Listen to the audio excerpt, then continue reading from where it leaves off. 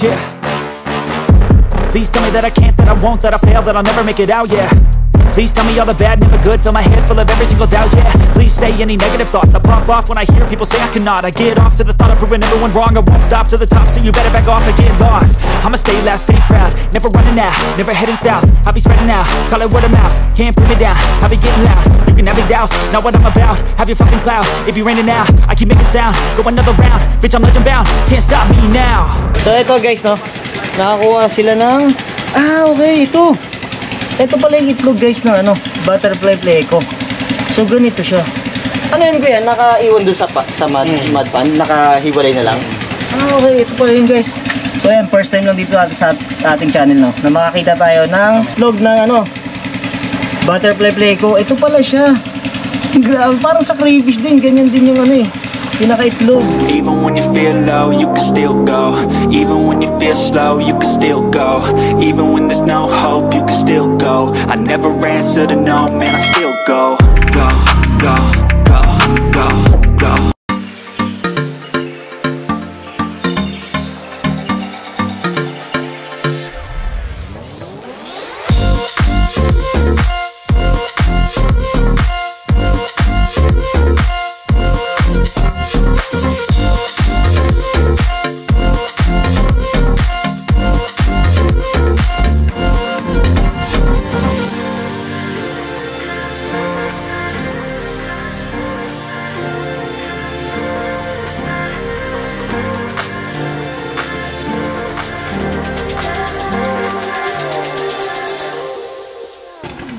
So guys, dito naman tayo sa pinaka mud pond.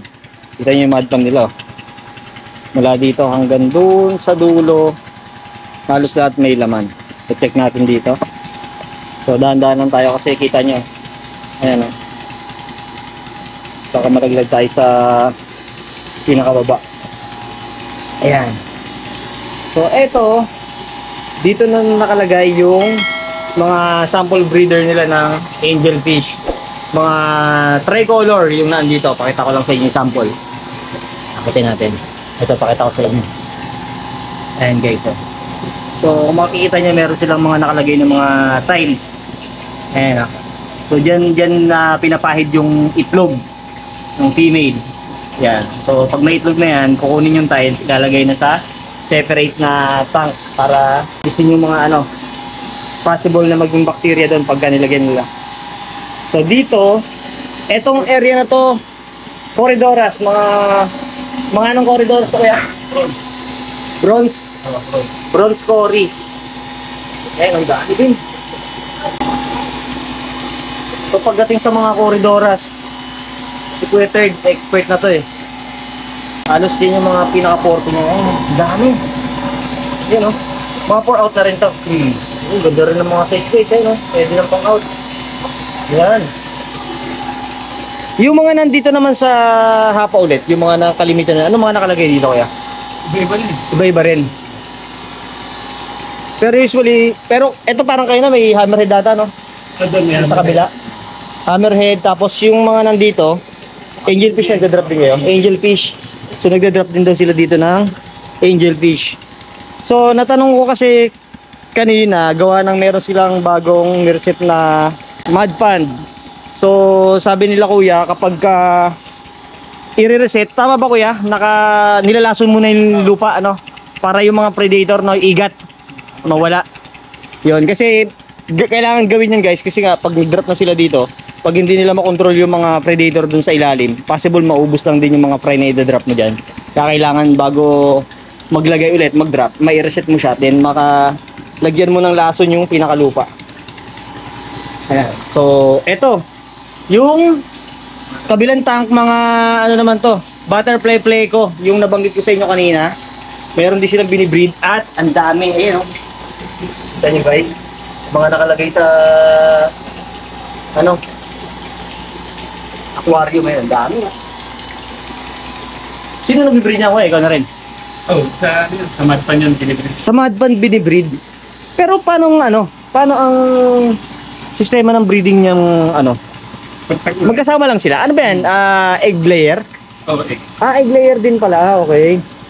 Tapos, pagka may egg na sila, paanong sistema nun, kuya? Hinihiwalay nyo rin? Oo. Okay. So, nahayaan na lang din. Hinahayaan na. Ito yung medyo malalaki na. Pwede natin ano, kuya? Kuhanin natin sample. Ito. Tingnan nyo guys. Ayan o. Ito yung sample ng ano nila. Butterfly play ito. Mga ano na to, mga 1 inches yung size. Ayan, ang dami din yan. Ayan, yan pa sila. Nakatago na sa gilid. So, take note guys, yung albino butterfly play ko, pag lumaki rin yan, maganda rin yung presyuhan niya. Roughly mga 2,500 pag malalaki na yung size. So, hindi ko lang alam kung magkano yung mga size pag ganito pa kaliliit. Upon sa inquiry ng mga pricing dito, angelfish, yung lahat ng variety nila dito ng isda, much better guys, sa contact number na lang ng owner ko kayo i-drop. Para rekta na kayo, no? Hindi na kayo dadaan sa akin. Ipa-flash ko na lang dito sa screen. Para pag may mga inquiries kayo, doon nyo na lang tawagan. Etong angelfish na to, anong klase to kaya? Half black. Half black na angel. Ang laki niya ito ah. Yan oh. Tingnan nyo guys. Half black na angel. Ayun oh, lalaki oh. Yan. So, ang dami pa yan. Hanggang dun. Mga ilang variety ko yan ng angelfish meron ngayon dito? Anim. 6 na variety. So, madami din. Okay, check pa natin dito guys. Dahil yung mga tropa ulit, nag-harvest pa ulit. Kasi ito, kami red din ulit. Kita nyo guys, yung nagkakainan na sila. Yan. Madami. Tapos dito, may mga cichlids. Cichlids din. Mga breeder ng blue polar. Blue polar. Breeder. Mga breeder din. Saka, ito yung mga nandito. Ayun o. Ngayon guys, tingnan nyo yung albino pleco. Ang laki. May angelfish. Yan o. Ayan o. Check natin tong albino na blue polar parrot. Ayan. Ito pa yung iba. So mga breeder na nila guys.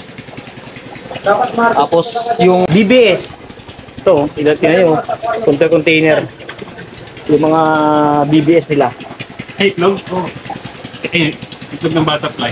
Ay, pwede makita kaya? So ito guys, no. Nakakuha sila ng okay, ito. Ito pala yung itlog guys ng butterfly pleco. So ganito siya. Ano yun kuya? Nakaiwan doon sa mud pan? Nakahiwalay na lang? Okay, ito pala yun guys. So yan, first time lang dito sa ating channel, no, na makakita tayo ng itlog ng butterfly pleco. Ito pala siya. Grabe, parang sa crayfish din, ganyan din yung pinaka-itlog. Tapos ito, sir, ang niyan, kukuarantin na. Lalagay na sa tank. Tapos Gamapisa. muna, lalagyan ng gamot. Hanggang mag-hatch. Alright. Yan oh. Kita nyo naman guys kung gaano kalawak yung farm nila. Ang daming laman. Ito naman ay Red Cross. So sa mga tetra, madami din sila dito. Ito pa yung mga ibang breeder ng mga angelfish nila. Check pa natin sa dulo. Ayun, yung mga butterfly pleco. Ayan. Ito, dami. Ito, grabe. Ito yung egg guys. Pwede hawakan to kaya? Try ko hawakan yung egg nung okay. Madikit din. Para siyang yung sa anemone pagka kumpul-kumpul. Ito siya guys, pagka napisa naman. Ang dami. Ayun o. Ayun yung kung libre. Ang tira, ang dami. So dito lang yan guys. Ang Tropical Fish Farm. Dito nyo lang yan makikita lahat. So again, sa mga nagpaplanong bumisita dito, mag-drop by kayo dito guys. Mas better lang may appointment kayo bago kayo sumadya. Dahil marami rin napunta dito, baka pag sumadya kayo ng biglaan, hindi kayo masikaso kasi marami silang order na pinapak. Sobrang busy. Check naman natin dito sa dulo. Ito, hindi ba? May mga corridors ulit. So marami silang mga nire-reset na ngayon kasi marami silang mga bagong harvest na ilalagay. Then may mga isasalang pa silang mga angelfish. Ito yung pinakadulo ng farm. Ito, glowfish to, ayan o. Ayan, mga great glowfish tetra. Pero sa dami. Mga kulay red. Dami.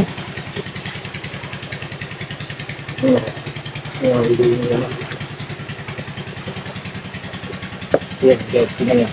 Tingnan kung gaano kadami. Ayan o. Oh. Kaganda ng halos ng kulay, pulang-pula. Oh, pakasoli. So grabe, dati ito, napakamahal talaga niyan. Maabot pa ng 75 sa Atimar. Ngayon, nasa last na vlog natin, 25 pesos each na lang. Laki na rin ng binaba kasi marami na nakapag-breed. Then, ayun yung ating mga kaibigan.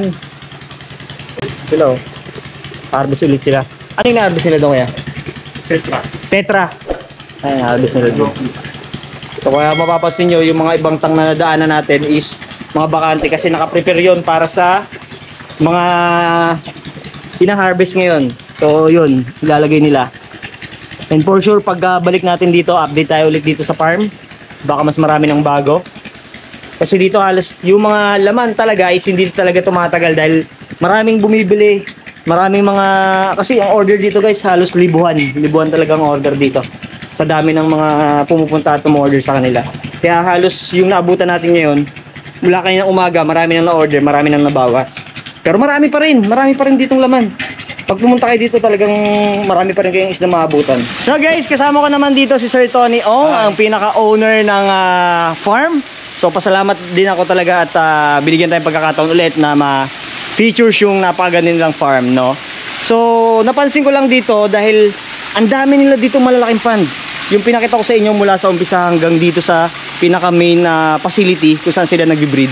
Sir Tony, napansin ko dito, halos kalimitan ng mga ginagamit mong pump na Aquaspeed. Ito, yung mga sample na naandito. Ayan guys, nakikita nyo yung mga malakas yung bugso, no? Ano ba sir yung naging reason bakit si Aquaspeed yung napili po natin sa mga pond na kagaya nito?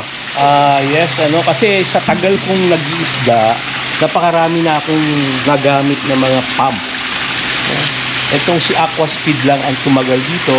Katulad nito, loaded ito ng hammerhead. Kapag mahina ang pump mo, mag-aangatan yan. Ganun din dito. Kagaya nyo, may mga coin na breeder dito. Puro Aquaspeed lang gamit ko ha. Marami kasi ako nagamit na hindi tumatagal. Itong Aquaspeed, matipid sa kuryente, malakas, at saka matibay. Ito guys, nakikita niyo ilang Aquaspeed ang naka-install dito. Mayroon pa yan doon sa kabila. Mayroon pang pwede natin gamitin pang transfer ng tubig sa ibang pan. Yan ang mga gamit yan. Kung mayroon kayong personal pan, pwede din nyo gawing fountain yan. Maraming purpose siya. Pwede siyang nakalubog, pwede siyang nakataas. So ito guys, dito nag-overheat. Ayan o, pakita ko sa inyo. 24 hours siyang tumatakbo, hindi siya umiinit. Ganun siya katibay. So hindi siya umiinit. Hindi umiinit yan, Hindi siya umiinit. Napakatibay niya. Ayan. So kung mapapansin nyo, yung pinaka-power, ang lakas. Ayan o. Hanggang umaabot sa gitna yung pinaka-talsik ng ano. Maganda. Lalo na pag yung ganitong pond. Kasi ito malalim to malalim. So hindi kaya ng hangin lang yan na ordinary, hindi kaya ng power head na mahina. Talagang ito. Kailangan malakas na. Speed lang ang nakapag-ano yan. Nakapagpalakas ang circulation ng ano dyan. So dito makikita nyo ayan yung mga koy nila. Kita nyo naman yung languyan pa lang. Halataan talagang healthy. So maganda rin kasi sir yung ano, no? Makapos sa hangin. Saka yung circulation sir ng tubig, ano? Malakas din talaga, ayan, no? So kung mapapansin nyo, ito yung pond nila. Ayan, no? Tingnan nyo naman yung flow ng tubig. Ayan, napakalakas guys. Ayan. Alright. Tapos yung mga isda nila dito, ayan, no? Sobrang healthy. Ito pa. Dito lang talaga ako natuwa eh. Pwede siya nang nakaangat sa tubig, ano? Na hindi umiinit yung pinakamotor. Yun din. Tapos tahimik sir, no? Tahimik siya. Walang ingay. Walang ingay. Yun din ang napansin natin dito. Tapos, alam naman natin si Aquaspeed, pwede rin siya sa freshwater tsaka sa saltwater. Pwede rin natin gamitin. Alright? So again guys, pag pupunta kayo dito sa farm, marami kayong variety na makikita dito. Hindi lang itong mga koi. So yung nilibot natin kanina, sobrang dami mga makikita nyo mga from dun sa breeding at yung mga harvest nila. At pag pupunta kayo dito, make sure lang na yung number i-kontakin nyo, no? Para ma-accommodate kayo dahil maraming pumupunta rito araw-araw. Alright? Sir Tony, salamat po. Thank you. Thank you po. Thank you po. Salamat. I was built to last when the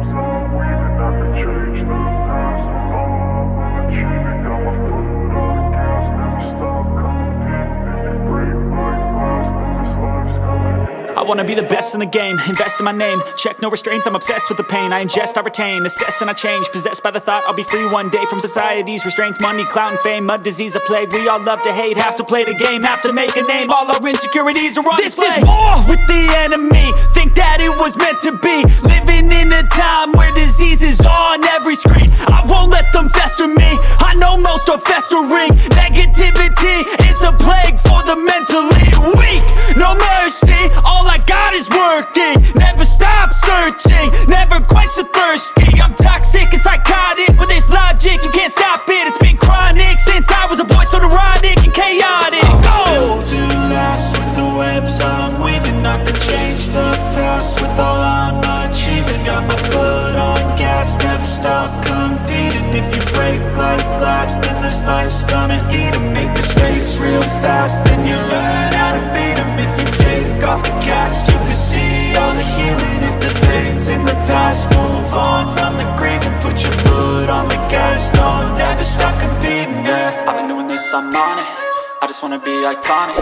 Sipping on a gin and tonic, got me going off when I'm on this topic, yeah. If I ever play, I want it. You know that I'm always honest. Stay away from those who are toxic. Keep them out your face, no way, you don't want it, yeah. Don't try to drain my energy. The enemy is everything. It's mentally, unhealthily